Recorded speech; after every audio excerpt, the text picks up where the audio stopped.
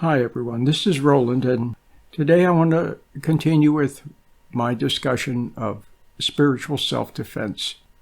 And a thing that people have a hard time seeing because it's troublesome and they really don't want to see it, is that the thoughts that we have are not our own thoughts, and our actions are not our own actions.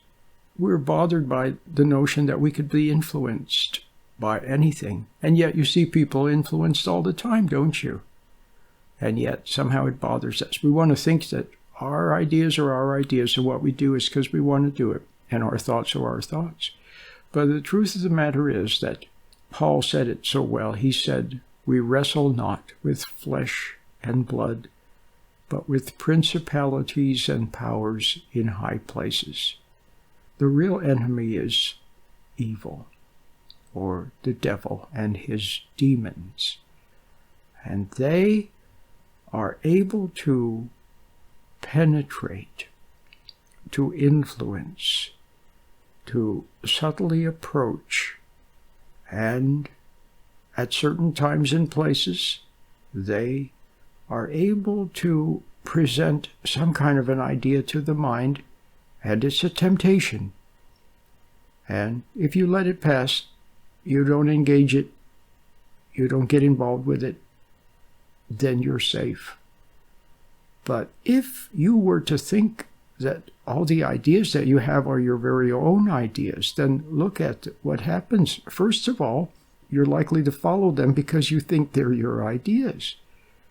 And secondly, the wrong ideas, you then feel guilty about them because you think that you thought them up.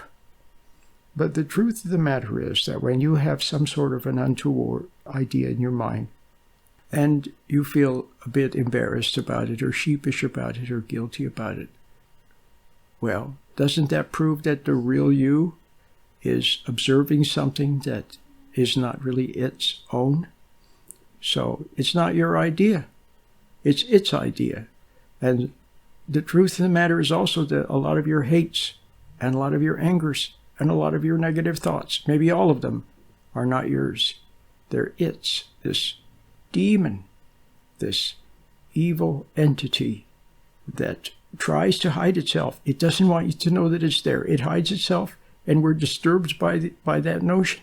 But it's a reality that has to be faced and has to be seen, not in an emotional way and not with hoopla and excitement, but just calmly consider that when ideas come to your mind, they may not be your ideas, and so you don't have to feel guilty for them, but you don't have to follow them. Just stand back and delicately note them. Let them pass. Wait for the wordless guidance of conscience, of intuition, of what you know in your heart, and follow it.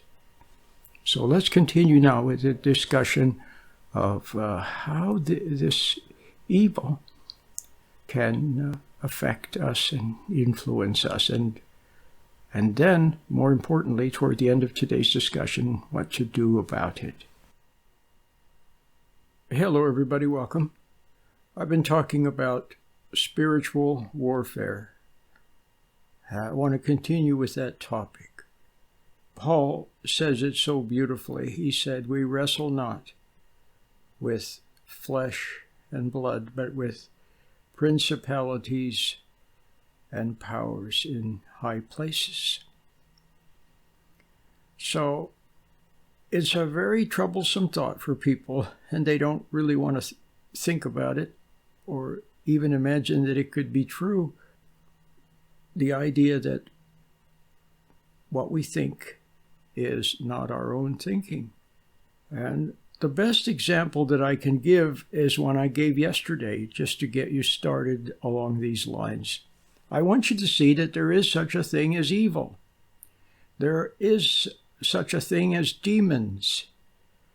And you hear people talk about a spirit of doubt, or a spirit of lust, or a spirit of hate, a spirit of rage.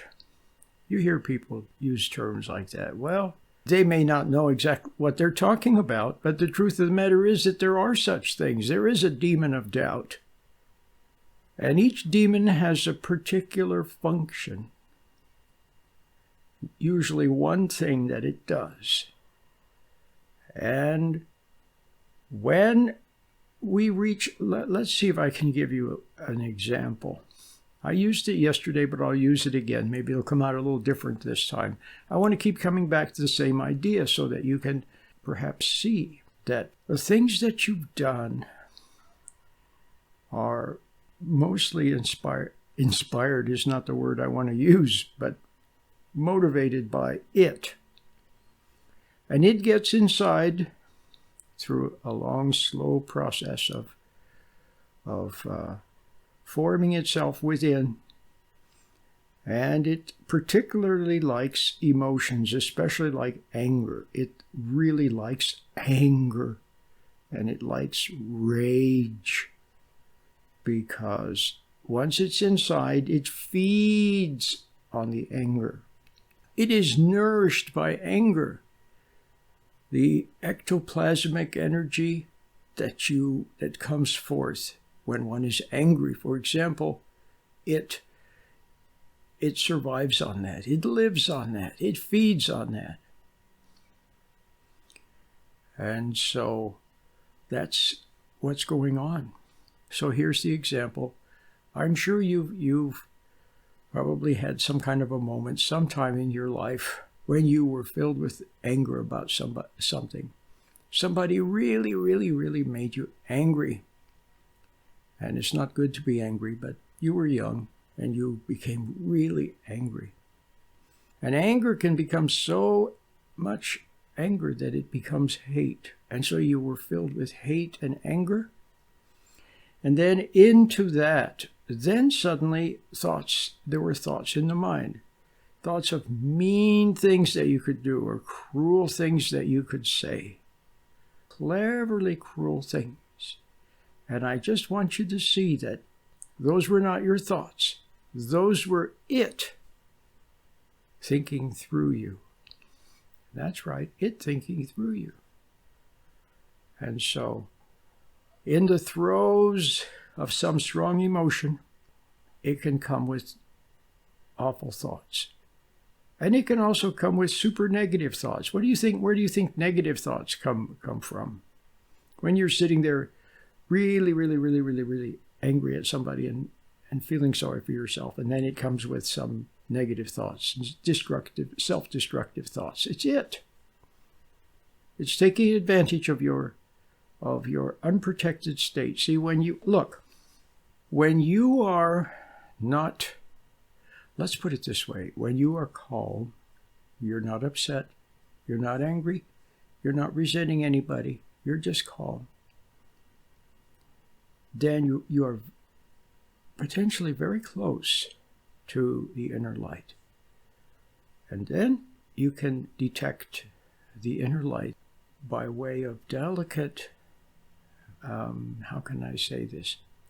Delicate realizations and little nudges and little, how can I say this? Little ways of holding you back. You know, some odd thought, which is probably not yours also. It comes to your mind, something naughty to do, and then you just don't do it. Something restrains you. A delicate restraining that keeps you calm and from going overboard. That's your conscience. We could call it understanding. It's beautiful and it's protective. But when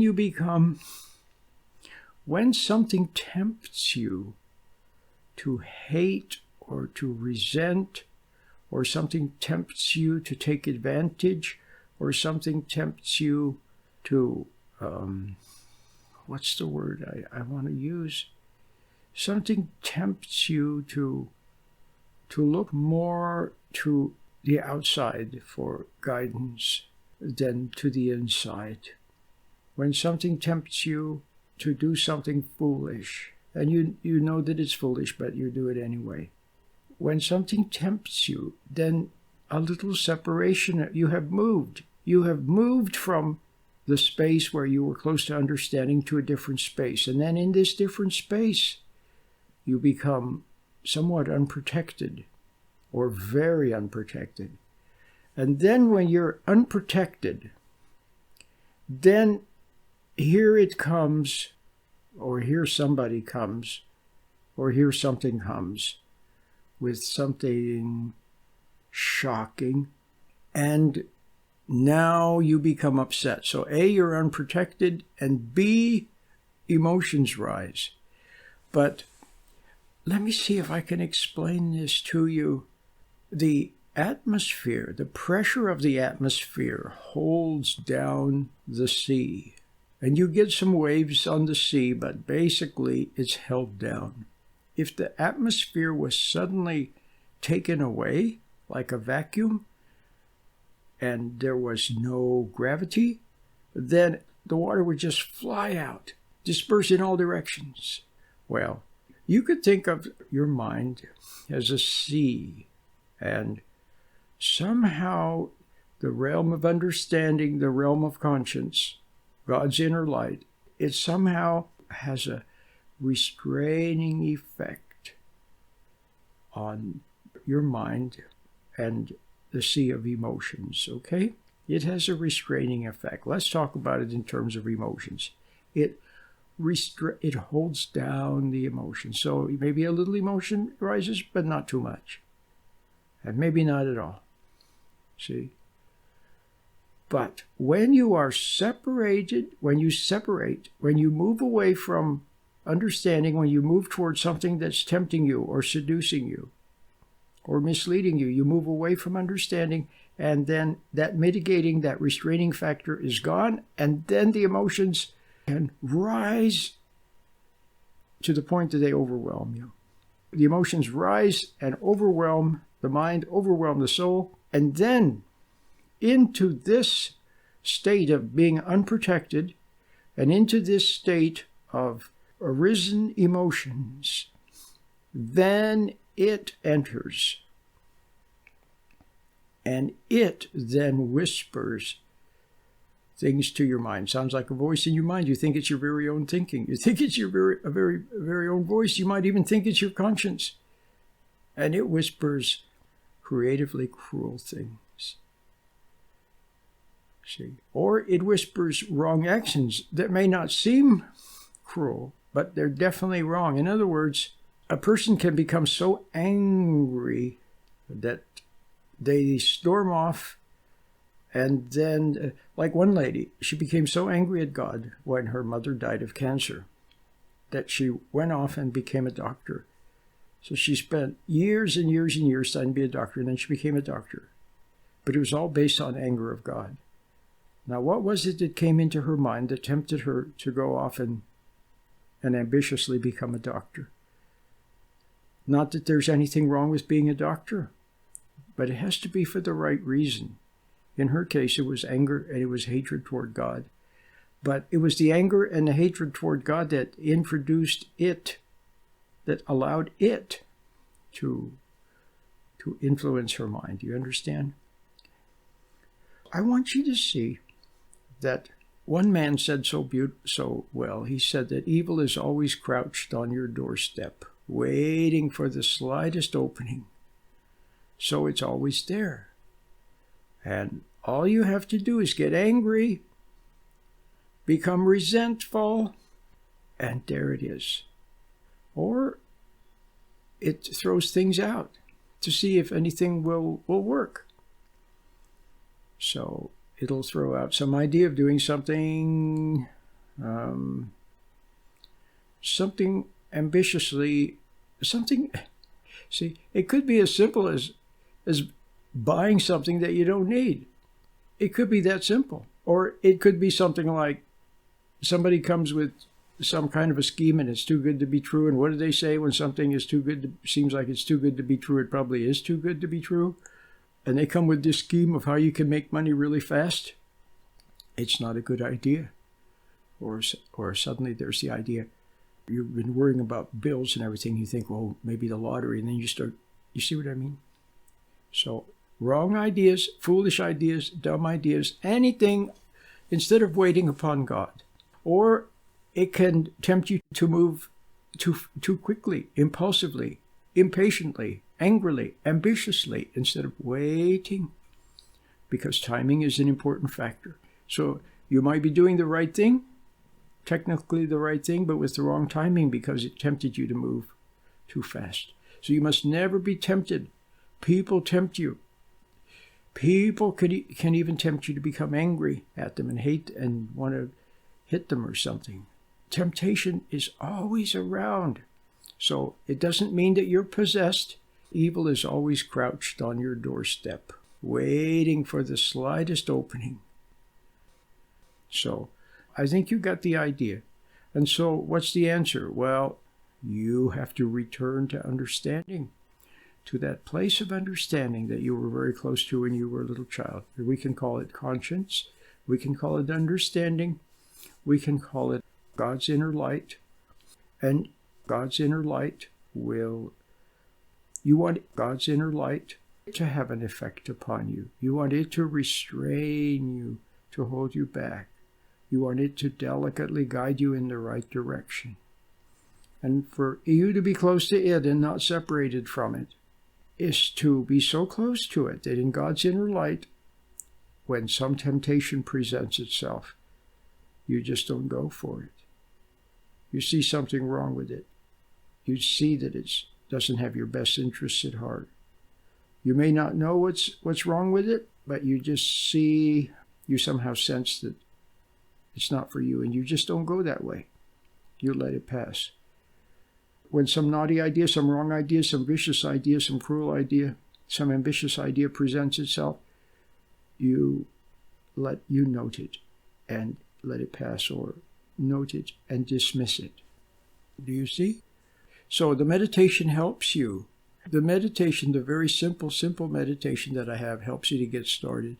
It helps you to find that calm state where you're very close to the inner light and where you can scan ideas, where you can observe things without falling into them, without being pulled into them, without reacting to them. You just watch them and they pass. You see, that's what you must find, is that state, that calm, objective state where you scan things in the presence of the light. The light exposes error. You may not know exactly what the error is. You may, at some point, it'll show you what the error is. God's inner light will show you. But at first, you simply see that there's something not quite right about something, and you just don't do it. You don't go that way. You don't pay attention to it. You don't hearken to it. You don't allow yourself to be entertained by it. You don't react to it. You don't take umbrage at it. See? You're not puffed up by it. You're not downcast by it. Nothing. No reaction at all. Nothing. It just passes by. And so there was no opening for it to get to you. Do you see? And so by scanning, you see ahead of time. You can actually see ahead of time. Somebody's coming and you sense that they're up to no good. Or you see somebody's about to say something and you somehow sense by the movements on their face or the tone of their voice, or in some way you just sense that they're not being sincere, they're just trying to get to you. You see that. You don't resent them. You just respond appropriately, but you don't react. You understand? You don't become angry. You don't become upset. You're not offended. You're not tricked. And here comes somebody with some argument or some clever thing. They said, well, what if this and what if that? And could it be that this and that? And what about, see? All they're trying to do is get you involved. But now look now. Let's suppose somebody came with some goofy philosophical idea or religious idea, for example. And you saw that it was goofy, so you started arguing with them. You got into a big argument, and then you became... But what happens when you get into an argument? You're going to become what? Emotional. And when you become emotional, what happens? It means you're becoming overwhelmed by the emotion. When you're overwhelmed by the emotion, it drowns out. See, the inner light is still there. Reason is still there, but it's drowned, it's overwhelmed by the emotion. And then all of a sudden you find yourself, you don't have a leg to stand on. You don't have the ground upon which to discern and to respond to the other person. And you flounder. And then you resent that floundering.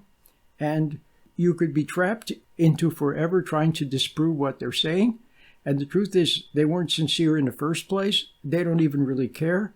And they could get you so involved that you spend years and years trying to disprove what they said. Or they could get you so upset, so floundering in emotions, so separated from the inner light, that you actually could come over to their side. Because the pain of not being able to defeat the idea, you could actually throw in the towel and then go over to their side. You see how that works? How you could actually adopt a wrong idea? So beware of emotion. Beware of tease. Beware of the thoughts in your mind. Stand back. Meditate. Be calm. Watch. Observe. Wonder about things. Question. Don't fall into any argument. Don't fall into emotion. If you find a little emotion rising, step back. If you're listening to music, you find yourself tapping your toe and starting to get pulled into it, take a mental step back. You find somebody pulling you into an argument, take a mental step back. You find yourself getting pulled into something that's going on the radio or on television. They're having some kind of, one of these things where people sit around a table and they're all talking and they're arguing, and pull back. Don't get pulled into it. Don't get sucked into it. Stand back. Observe. And a lot of times you might be better not watching that stuff. You might be better just quietly going about your business, doing your work, be with your family. Like that. Okay? All right.